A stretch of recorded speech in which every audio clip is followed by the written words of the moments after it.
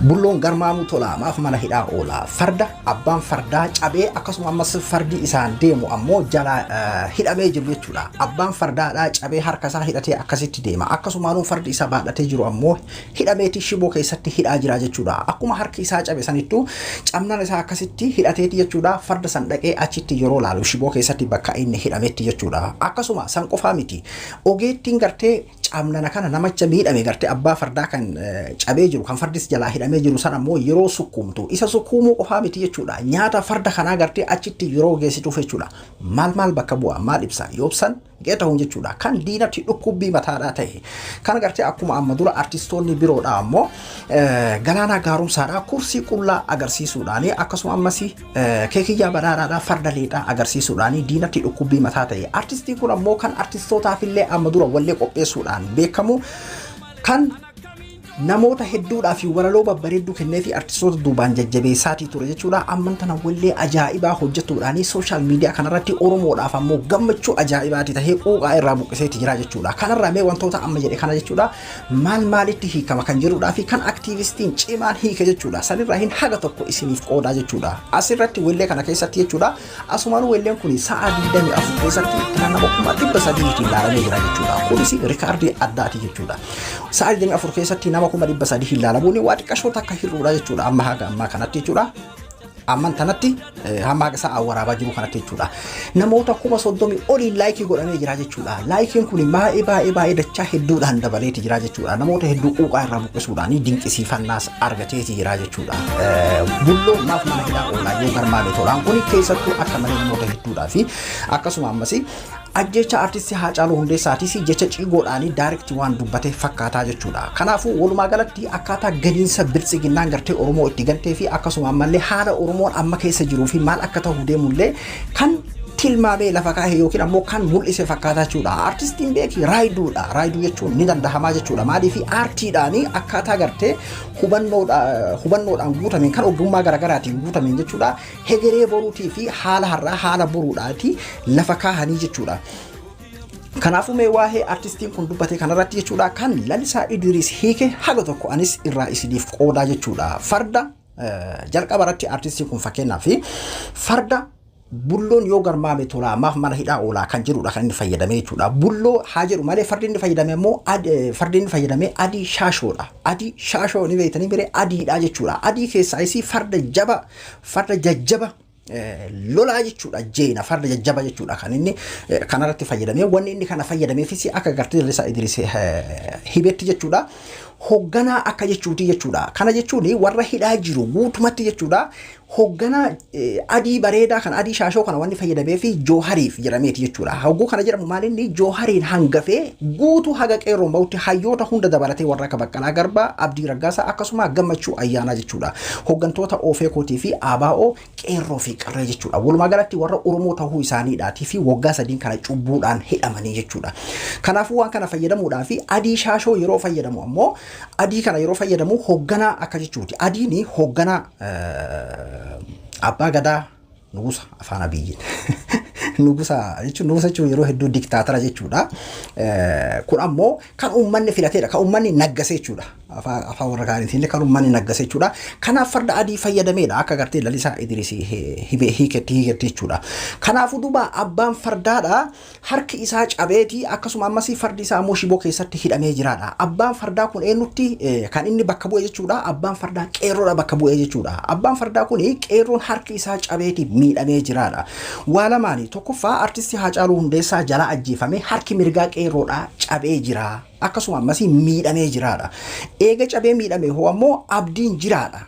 Maaliif jennaaniin ogeettii bira dhaqeetii sukkuumataa jira jechuudha. Harka isaa kan cabe eenyu nama ka cabe kun qeerroodha jechuudha. Gara biraatiin ammoo hoogganaan isaa Joohar Muhammadii hidhamee jira waan ta'eef cabee jira miidhamee jiraadha. Kanaafuu abdiin ammoo jira. Maaliif ogeessa bira dhaqeetii sukkuumatee jira. Ayyaantuu jiran. Ayyaantuu jechuun ogeettiidha. Ogeettii bira dhaqeetii sukkuumataa jechuudha. Amma abbaan fardaa kun duuba harka isaa ka cabe akkasitti hidhateeti mara hidhaa dhaqee shaashoo kana laalaa jechuudha. Shaashoo hidhaa jiru kana jechuudha. Kana jechuun maalinni qeerroo amma achitti deebi'ee qaalitti dhaqee laalaa jirudha jechuudha. walumaa galatti qeerroo jechuudha. Kanaafuu amma abbaan fardaa akkuma isin agartan san akkuma farda harki isaa cabee jiru sanittuu deddeebi'eeti farda isaa kashiboo keessatti hidhamee jiru san gaafataa jechuudha. Kana qofaa miti mana sukkuumaadha yookiin mana ogeettiidha dhaqee ayyaantuun sukkuumaati jirti jechuudha. Ayyaantuun kun isaaf sukkuumaadha, ogeettiin kun jechuudha isa kanaaf sukkuumaadha. Ammas akkasuma nyaata geessitee fi mana hidhaa keessatti farda bulloo kana jechuudha achitti yeroo nyaata kennitee fi qallabdu mul'ataa jechuudha. Amma akka gartee lalisaan hiiketti jechuudha ayyaantuun kuni Oromoodha bakka buutee jechuudha. Ogeettiin Oromoodha jechuudha. Akka ajaa'ibaatitti hiike baay'ee tokko nama gammachiisaa jechuudha. Kanaafuu adiin sun maali ayyaantuun isiin tasukkumtu ogeettiin sun eenyuun Oromoodha jechuudha. Qeerroo harki cabe sukkuumaadha akkasuma ammas abbaa qeerroo saniifis nyaata geessiti jechuudha mana hidhaatitti. Baay'ee tokko akka ajaa'ibaatitti hiikamee jechuudha. Namni kun yeroo hedduu artistoota gartee wallee ciiguu garagaraatiin gartee jechoota nuti hiikuu hin dandeenye nuti jechoota isaa hin beekne hiikuudhaan kan inni beekamu Lalisaa Idris jedhama jechuudha. Aktiivistii jabaadha, aktiivistii guddaadha. Haala kanaan hiikee jechuudha. Farda adii wanni inni fayyadamee fi bulloo jecha ammoo fardi adiin akkuma reefu isin jedhe hoogganaadha. Akkasumas farda jabaadha kan inni fayyadamee jiru. Farda sanga kan gulufuudha kan inni fayyadame. Inni beeki walaloo isaa tana guutuudha kan inni hiikee. Anumatu keessaa kana qofa isinii dubbadhe malee jechuudha.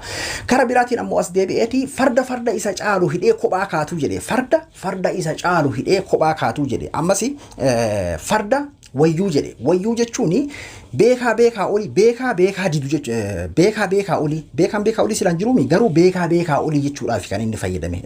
Beekaa silaa hin dhagayanii garuu beekaa dhagahuu dide jechuu isaati. Kanaafuu duuba maal jedhee dheekkamaan ammallee farda isa caalu hidhee kophaa kaatu kan garbuu didee lugaama nyaatu jedhe. Farda isa caalu hidhee kophaa kaatu kan garbuu didee lugaama nyaatudha. Fardi kun waan quufeef lugaama nyaataadha. Kanaaf eenyuuf deema mootummaa biltsiginnaatiif deemaa jechuudha. Akkaataa isaan itti gartee hayyoota jecha hayyootaadha yookiin ammoo gorsa ogeeyyoota hayyoota didanii jara kaanitti galanii jechuudha. Keessattuu Abiyyi fi jechuudha dubbii kun kan deemu hayyoota didanii kophaa kaatutti jiranidha. Gara kaaniin ammoo farda isa caalu hidhee kophaa kaatu jedhe. Lugaama ammoo isa garbuu didee lugaama nyaatu jechuudhaan kan inni fayyadame jechuudha. Fardi kun ammoo kan wanni inni gartee garbuu didee lugaama nyaatuu fi waan quufeefi yookiin ammoo waan quufeefi jechuudhaan wallee isaa keessatti kan dubbate jechuudha. Viidiyoodhaan illee kan inni mul'ise jechuudha. Kun ammoo daayirektii mootummaadhaan mul'isaa jechuudha. Akkaataan itti Lalisaa Idris hiikelleen haala kanaanii jechuudha.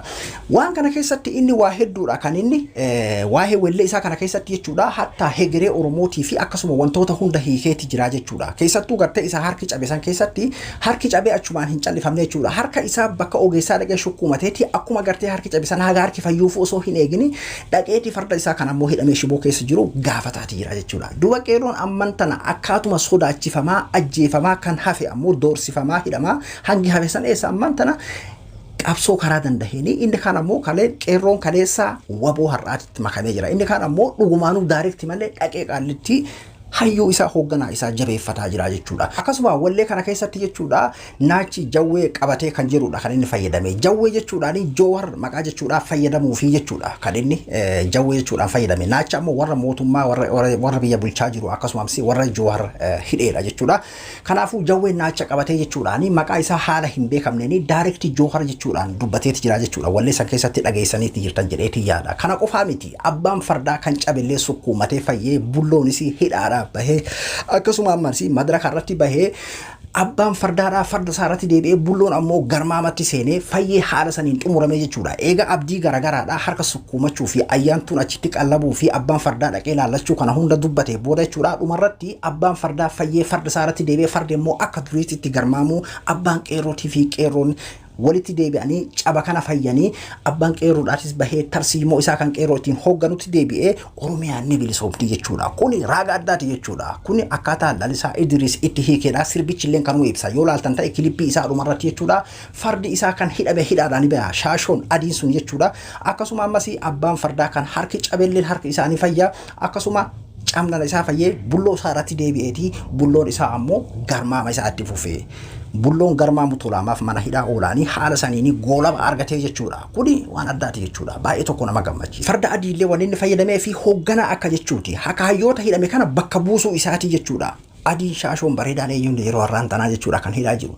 Jawaar Muhammad jechuudha isaan hangafee eenyutu isa duuba jira kuma hedduutu isa duuba jira jechuudha haga qeerroodhaan bahutti hayyoota hooggantoota OFEKOtii fi ABO dabalate haga qeerroodhaan bahutti jechuudha kanaafuu haala kanaan wanni inni farda adii bakka buufateef illee haala kanaan jechuudha innis haaluma kanaan hiikee jechuudha Lalisaa Idris jechuudha akkasuma haala gartee madaraka irratti shamarran shawaaraa ulee qabatanii dhadhaabbatanii san hunda isaa hiikeeti jira jechuudha inni akkaataa itti waltajjii irratti inni sirbee achi booda ammoo kophatti deebi'ellee haalota kanneen hunda hiikeeti jira bakka 3 moo 4tti kan inni hiikee Lalisaa Idris jechuudha isinis Facebook isaa jala seentaniitti ilaaluu ni dandeessu jechuudha yoo san akka malee nu qabbaneesse jechuudha dhugaa dubbachuu fi kan dhiheenya kana waan isin ajaa'ibsiisu artistoonni xiiqiidhaanii waan duraanii caala qabsoo Oromoodhaa isaa jiran jechuun ni danda'ama jechuudha egaa gartee artisti Haacaaluu Hundeessaa gaafa artisti Haacaaluu Hundeessaa ajjeesanii kan akka isaa sun hin jiru ija jaamsina jedhan haa ta'uuti hayyoota Oromoo akka Jawaar fa'aa ittiin hidhuudhaaf godhuu danda'u ammoo achumaanuu ija Oromoodhaa jaamsina jedhaniiti iji Oromoodhaa hin jaamne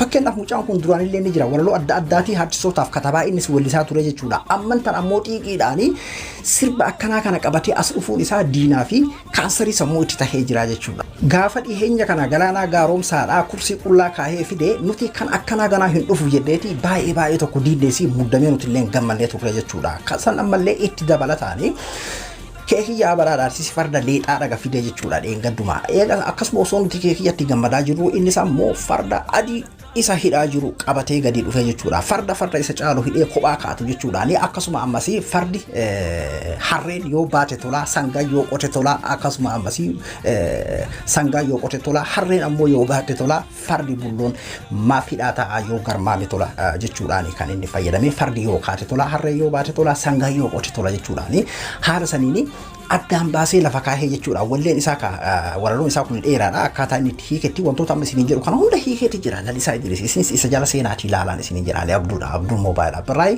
hanga qophii biraatti walitti deebinutti nagayaan naa tura.